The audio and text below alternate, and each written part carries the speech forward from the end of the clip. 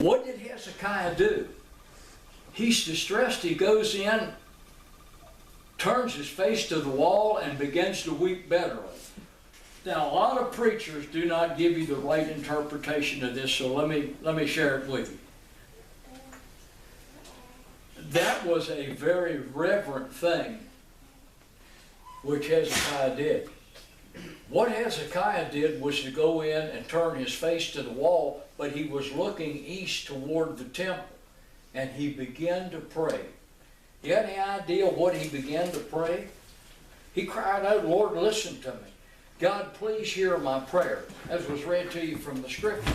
He said, "Lord, I don't want you to remember how I cleansed the temples for you.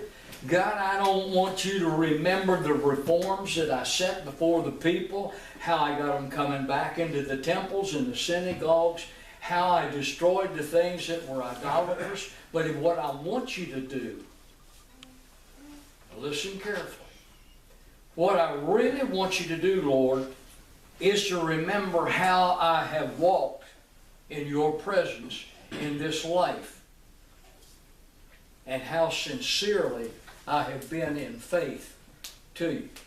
Here's the other question. These are hurtful this morning. How's your walk been in and for Jesus Christ? You have to answer that. I can't. But you need to examine that. You all have an allotted amount of time. Some life just starts. Others draw to an end. Some never fulfill their dreams. But let me tell you, that comes down to time management. And here's a word to the wise, and let it be sufficient. If you don't manage your time for God, then Satan will manage it for you. You're a very special group of people here under the circumstances and conditions that we've got, that you found your place here to worship this morning. God will bless you immensely this week for that. Now let me tell you again, don't ever develop the attitude that it won't happen to me. Death is a subject you're going to have to address. I said this earlier, that Dr. Adrian Rogers always said that when he was involved around death, those letters, D-E-A-T-H, always came and meant the following: do everything to avoid this hell. How many people today think about death in that manner? Have you done everything to avoid the hell that's before you? The thief on the cross gave us an important clue. That old boy had done about everything he could do. He got him put on a cross. He didn't know the first verse of Scripture. He didn't have any Sunday school pens. He didn't go to church. But he had enough sense as he was hanging there beside Christ to listen to a group of people at the foot of the cross bad-mouthing Jesus and telling him, "Oh, you could heal people's sicknesses. You could bring people back from the dead, but you can't get down off of the cross." He got just enough information that converted him. He was smart enough at the last moment to ask Christ to forgive him of his sins. And he said, "Whenever you come into your kingdom, would you be kind enough to remember him?" And you know the answer was immediate. "Today thou shalt be with me in paradise." Let me tell you, Christ doesn't promise you anything he can't do as far as salvation that isn't immediate. Now, I'm going to close this message. Like I tell you, you'll be the first ones in curse. I want to tell you, and leave you with this illustration. There is a portrait which hangs in a New York art gallery. And this portrait often attracts the attention of people.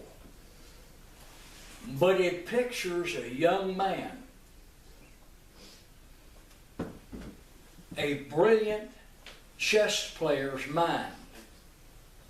One of the smartest chess players of his time, a young man who is playing chess with the devil. What's at stake here is the loser becomes the servant of the winner. Now, what is depicted in this painting is the portrait of the man's face who's just lost when he hears Satan scream at the top of his voice in 3 moves, checkmate, checkmate, you're mine.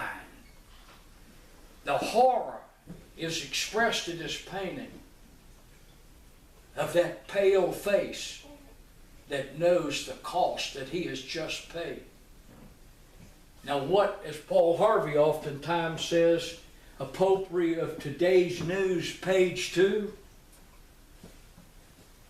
A man entered that art gallery on the tour, and his name happened to be Paul Morphy. If you have never heard that name, he is the world-renowned chess player and winner. And it said as he walked through the gallery and past this painting, it caught his eye. And as he turned toward the painting and stared at it, those who worked there and other people reported he stood there for hours on end.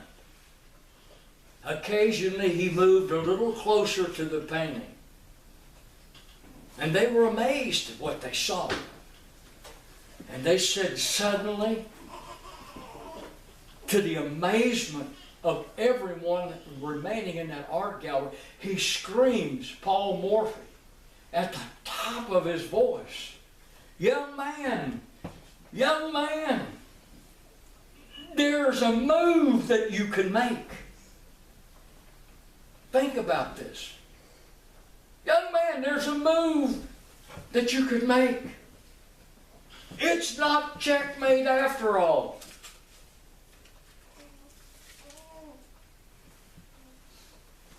Every head bowed and every eye closed. Lord, the very reason that Christ came here was the cross. And it was to make clear to each of us that salvation comes with asking. We've done a lot of foolish things in our lives. And Father, here it only looks like Satan has you in his grasp.